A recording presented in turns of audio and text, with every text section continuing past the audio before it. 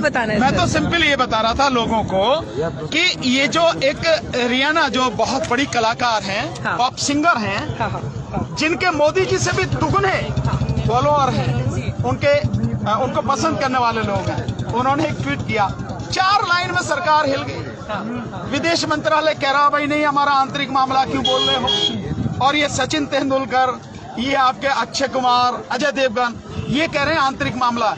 तो इनसे ये पूछो भाई तुम्हें इतना बड़ा दर्द हो रहा है, अगर ये आंतरिक मामला है, ये आंतरिक मामला उस समय कहा गया था, तुम्हारी जुबान उस समय बंद क्यों थी जब कश्मीर में अनुच्छेद 370 खत्म किया, 35 से खत्म किया, और यही बीजेपी कुछ समय बाद यूरोपियन यूनियन के करीब 25 सांसदों को यहाँ दामाद बना के लाई और दिखाया उन्हें जाके कि देखो कश्मीर में कुछ नहीं है।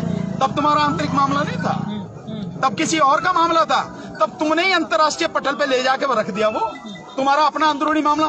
तो ये जो दोहरा मापदंड अपनाते हैं कि इसके लिए कुछ उसके लिए कुछ, और ये जो गुलामी, मानसिक रूप से गुलाम है, बेशक ये बड़े कलाकार हैं लेकिन ये मानसिक रूप से गुलाम है।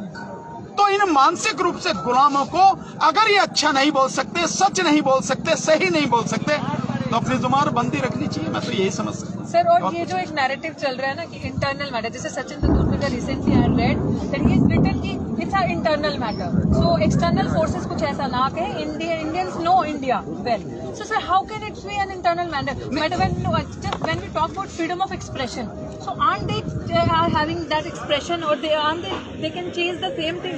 उनके पास expression नहीं है सर? नहीं, बिल्कुल है। दूसरी बात यह है, इंटरनल मैटर यूं नहीं है कि सरकार जो काम कर रही है न केवल अंबानी और अडानी जैसे उद्योगपतियों की गुलामी में यह काम कर रही है, बल्कि इससे भी बढ़ के जो अंतर्राष्ट्रीय स्तर की संस्थाएं हैं, जैसे वर्ल्ड बैंक है, जैसे इंटरनेशनल मॉनेटरी फंड है, एशियन डेवलपमेंट बैंक है, WTO है, इनके प्रभाव में आके ये कानून लेकर आई है, क्योंकि उनसे कर्जा लिया है, तो जिनसे कर्जा लिया उनकी बात भी माननी पड़ेगी। और आप देख भी रहे होंगे इस समय जब देश पूरी तरह से तबाह हो रहा है, देश की आर्थिक स्थिति खराब हो रही है, उस समय वर्ल्ड बैंक ये कह रहा नहीं इंडिया की जो ग्रोथ है वो बहुत बड़ी होगी, बहुत 10 के पार निकाल रहा है वो। जब सरकार ही कह रही है कि -7.7 में GDP चली गई, और वर्ल्ड बैंक खुद कह रहा है कि -7.7 नहीं है 9.6 है, और खुद और जो संस्थाएं वो कह रही नहीं इससे भी ज्यादा है, तब इंटरनेशनल मॉनेटरी फंड और वर्ल्ड बैंक भी इस बात को कह रहे हैं कि इंडिया में ग्रोथ होगी, और इसको कानून को जो बनाया है अब इसे लागू करना चाहिए। क्यों कर रहे हो भाई तुम लागू? तो क्या ये इंटरनल मैटर कैसे रह गया जब WTO इसमें घुस गया, जब वर्ल्ड बैंक इसमें घुस गया, जब IMF इसमें घुस गया, और आप उनसे कर्जा लेके आ रहे हो, उनके हिसाब से नीति बना रहे हो, तो ये इंटरनल मैटर कहाँ रहा? ये तो दुनिया भर में फैला दिया, तुम ही ना तो फैलाया है। तो हर कोई व्यक्ति इसमें जो है निश्चित रूप से बात कहेगा। अगर संवैधानिक मूल्यों का हनन हो रहा है, राष्ट्रीय स्तर पर, ये यूं कहो कि अंतर्राष्ट्रीय स्तर पर भी मानवाधिकारों का उल्लंघन हो रहा है, तो लोग बोलेंगे, इसमें कहाँ दिक्कत? तो इसलिए इंटरनल मैटर नहीं रहा, ये तो पूरे देश में, पूरी दुनिया में मानवाधिकारों का सवाल हो गया है। देखा है किसी देश ने ऐसा नहीं देखा हो, किसी में हुआ भी नहीं होगा कि आप किसानों को रोकने के लिए आप कीलें लगा रहे हो, इतनी बड़ी बड़ी ऊंची कीलें, नुकीली कीलें लगा रहे हो, आपने इतने बैरिकेड लगा रखे हैं, 13 लाइन लगा रखी है, पत्थर की दीवारें बना रहे हो। ये इंटरनल मैटर कहाँ रहा?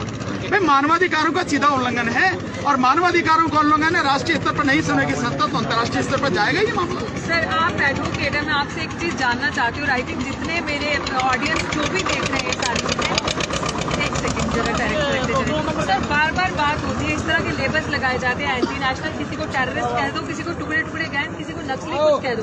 सर आप मुझे बताएं कि लॉ इस चीज की परमिशन देता है कि आप अपने ही कंट्रीमैन को, अपने ही देशवासी को इस तरह से डिफेम करें, ये लेबल्स देके? सर क्या इस पे कोई कार्रवाई नहीं होनी चाहिए? इन लोगों को रोकना नहीं चाहिए? नहीं, निश्चित रूप से देखिए, एक तो नैतिकता होती है, पर क्योंकि प्रधानमंत्री, गृह मंत्री और जो पूरी बीजेपी है और RSS है, इनकी नैतिकता पूरी तरह से खत्म हो चुकी है। तो व्यक्ति, अगर आप कुछ अच्छा नहीं बोल सकते तो कम से कम बुरा तो नहीं बोलो। और सरकार को ये चाहिए कि सरकार सबका सम्मान करे। जब तक वो बीजेपी में थे, यानी कि जिस समय वो इलेक्शन लड़े, इलेक्शन जीते, ठीक है पार्टी के थे, अब आप प्रधानमंत्री बन गए तो पूरे देश के प्रधानमंत्री हैं, गृह मंत्री हैं तो पूरे देश के हैं, सरकार है तो पूरे देश की है, तो सरकार को सबका सम्मान करना चाहिए। बेशक आप उससे असहमत रहें, संविधान हर किसी को अधिकार देता है, लेकिन आप संविधान का भी अपमान कर रहे हैं, आप लोगों का तो कर ही रहे हैं। तो आप, और केवल ये नहीं, आप सुप्रीम कोर्ट का भी अपमान कर रहे हैं। जब सुप्रीम कोर्ट कह रही है कि किसान आंदोलन शांतिपूर्वक तरीके से चल रहा है, किसानों को आंदोलन करने का पूरा अधिकार है, संविधान ने उनको मूल अधिकार दिए हैं, तो किसी को कोई हक नहीं कि उन्हें हटाए, कोई बात और कोर्ट नहीं हटाएगी।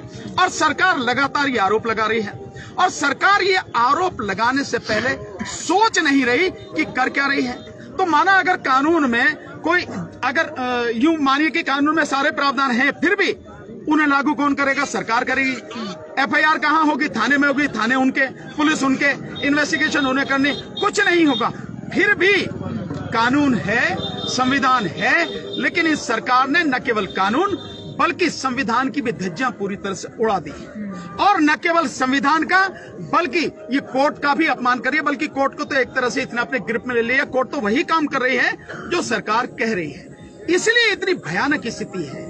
पर मैं ये कहता हूं कि कोई पल ऐसा हो कि इनको सद्बुद्धि हो और कम से कम इनकी जुबान ही संभल जाए, जो ये आतंकवादी और ये सारे सब, और ये पूरी तरीके से, देखिए इन्होंने जो आतंकवादी का और खालिस्तानी का था, इनकी पूरी पहले से प्लानिंग थी कि इस तरह से इस आंदोलन को बदनाम किया जाए। शुरू से खालिस्तानी कह के चले, और वो जो झंडा फहराया गया इन्हीं का, बीजेपी का आदमी था जितने सब कुछ किया। और फिर उसके बाद में जो इन्होंने नैरेटिव बनाने की कोशिश की कि देश के ऊपर देश का अपमान, झंडे का कोई अपमान किसी भी व्यक्ति ने नहीं किया। जिसने झंडा फहराया उसने भी नहीं, झंडे को छुआ नहीं गया। जो हमारा राष्ट्रीय ध्वज था ऐसा ही सीना तान के फहरता रहा, उसको किसी ने छुआ नहीं, उसको किसी ने तोड़ा नहीं, उसको किसी ने नीचे नहीं डाला, उसको कुछ नहीं किया। हाँ, जो झंडा फहराया, फिर वो भी जिसने फहराया तो तुम्हारा ही तो आदमी, बीजेपी का तो आदमी, प्रधानमंत्री की करवट में खो के जो फोटो खिंचवा रहा है और गृह मंत्री के साथ बैठ के बात कर रहा है। हेमा मालिनी जी हो और चाहे धर्मेंद्र जी हो, चाहे सन्नी देओल हो, तीन बीजेपी के सांसद हो, तुम्हारे तो आदमी हैं। तो वो नैरेटिव गढ़ने की जो कोशिश की और हिंदू वर्सेस सिख बनाने की जो कोशिश की, उसमें ये कामयाब नहीं हो पाए, क्योंकि सरकार का षड्यंत्र 2 ही दिन में नंगा हो गया। ये है स्थिति।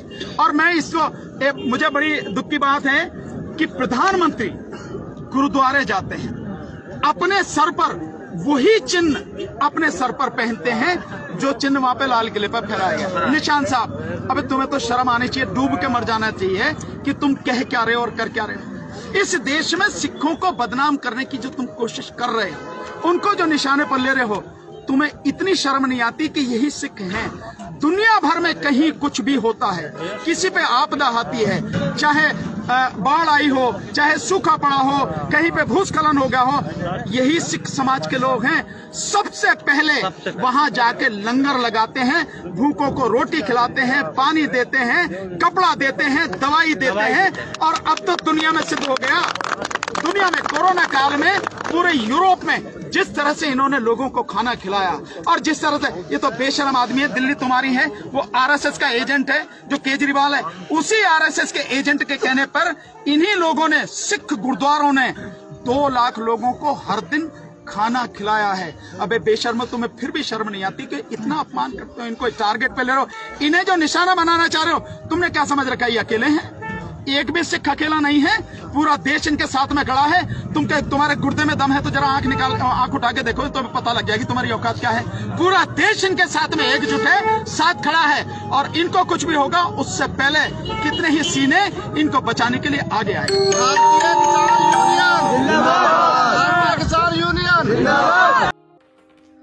अगर आपको ये खबर अच्छी लगी है तो इसे लाइक कर शेयर जरूर करें, और अभी तक आपने इस चैनल को सब्सक्राइब नहीं किया है तो चैनल को सब्सक्राइब कर बेल आइकन जरूर से दबाएं।